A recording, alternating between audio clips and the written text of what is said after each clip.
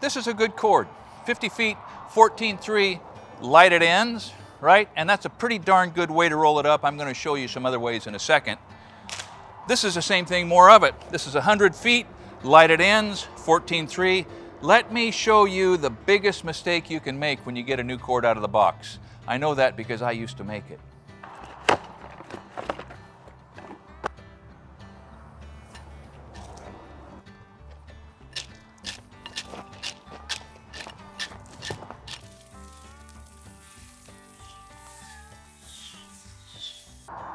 So that's how they rolled it up to begin with, on a spool. And so it is in a neutral position.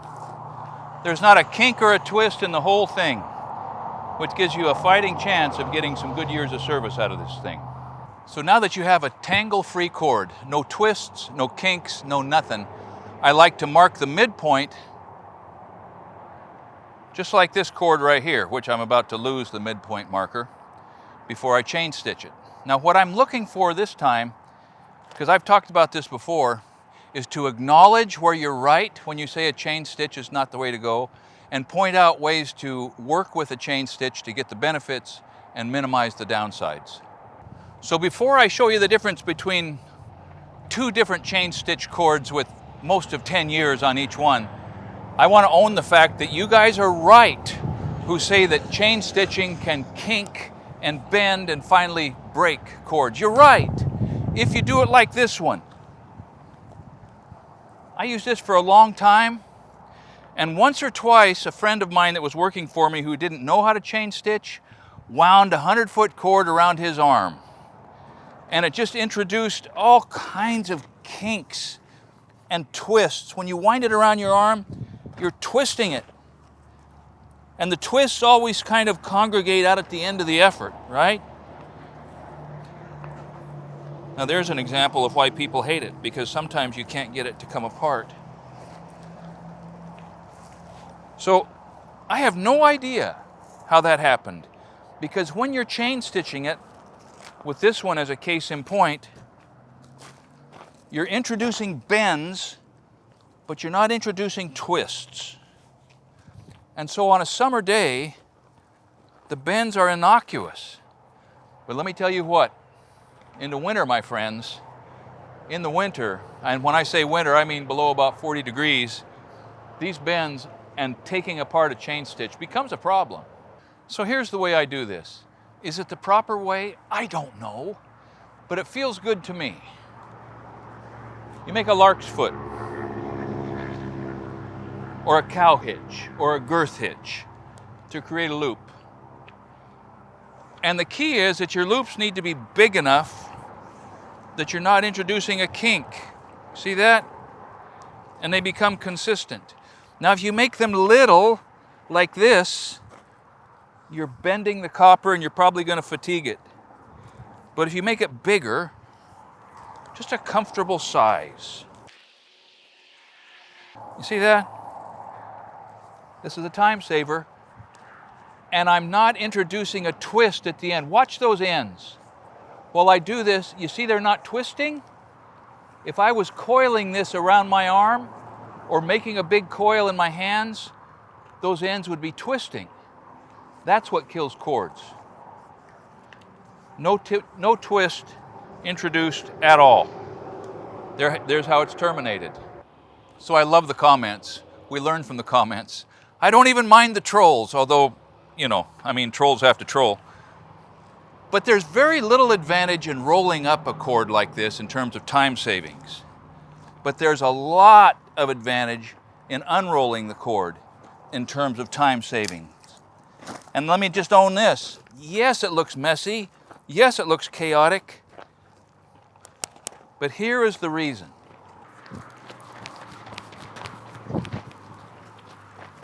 There's 100 feet ready to go. That's hard to beat, boys. So the over-under, overworked, underpaid. For me, I have to do a smaller loop. And it's a twist kind of with my fingers in that direction. And then I bring it over in the other direction, under, and then over, smaller loop, and then under, and then over, and then under, and then over, and try to keep the coils laying on the same side of the world, and then under. So the idea is that you're counteracting twists, a right-hand twist, a left-hand twist, whether you do it with your fingers or with your wrist. At least that's what they tell me and what I choose to believe. And let's see if we can cast this cable across the stage to the monitor speakers on the other side. That, my friends, was a blind dog and a bone. So I think if the over-under thing is not working, maybe it's one of three things. The loop's too big, which gives more space for them to get tangled. You're kind of alternating sides of the coil, so you're trying to take one off the front and one off the back, or you're not paying enough attention to making sure that the right-hand twist and left-hand twist happens alternating, right? Right hand, left hand, right hand, left hand. And then the fourth thing is you may just not be holding your mouth right. So part of it is, too, don't overthink it. I mean, for years, I would just coil up and ignore the twists. You can just kind of force the twist into your coil and don't overthink it. And I see it's beginning to gang up on me. So maybe I want to swap sides, but then that always gets tangled. So maybe there's a little under action. But some number of your twists will work themselves out as you get to the end of your cord, right? So don't overthink it, but there's tension in there. There's a twist in there that's making that thing not want to lay flat.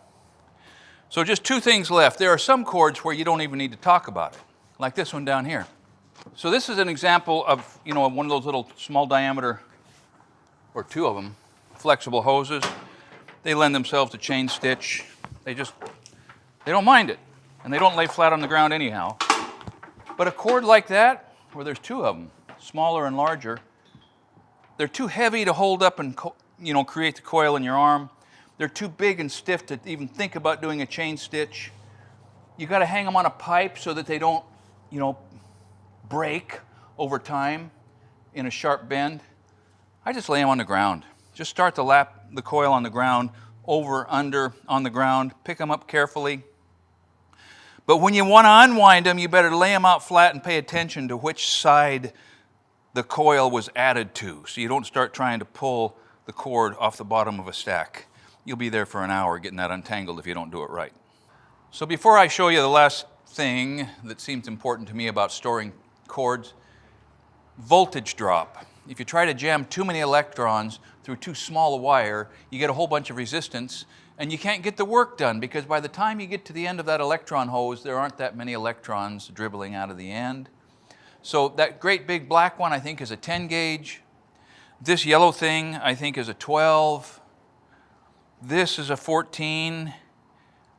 And so just be aware of that you cannot stretch a cord clear to the neighbors and plug in a table saw. You just can't do it. And if you do, you're going to hurt something, even if it's just the breaker and walking back and forth. So use a little wisdom about whether or not you run the cord to the compressor or run a short cord and a long hose. All of that is part of the discussion about mobilizing and staging and getting the work done. But what do you do after you've coiled up a cord and you want to be able to hang it up somewhere? Leave 4 or 5 feet of cord, and yes, you can certainly do this, and then you can run a bite through there and pull another bite through. Yes, but got a lot of kinks in there, and it's a little awkward. So what I like to do is, if the coil is tidy,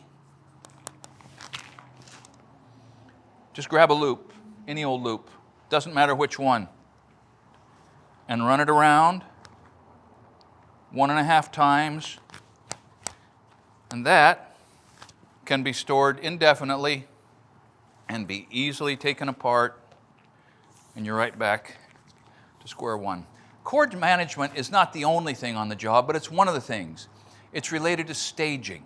It's related to where you stack your material and when you have the material delivered, and when you go cordless and when you go corded, and all of those other considerations about having the right material in the right place at the right time, including your electricity. Hopefully some part of this is helpful and doesn't offend your confirmation bias, and we've got other videos about, like for instance, Why do you even need extension cords when we live in the cordless age and we're comparing Makita's 40 volt to my good old, Mag 77, and an ultimate cordless video about the real cordless skill saw? It's an April Fool's joke, I'll just tell you that. But anyhow, we've got a lot of stuff. We've got the Essential Craftsman Academy, and we get together twice a month and talk about all these things and a lot more. You might enjoy that if you take a look at it. Thanks for watching Essential Craftsman, and keep up the good work.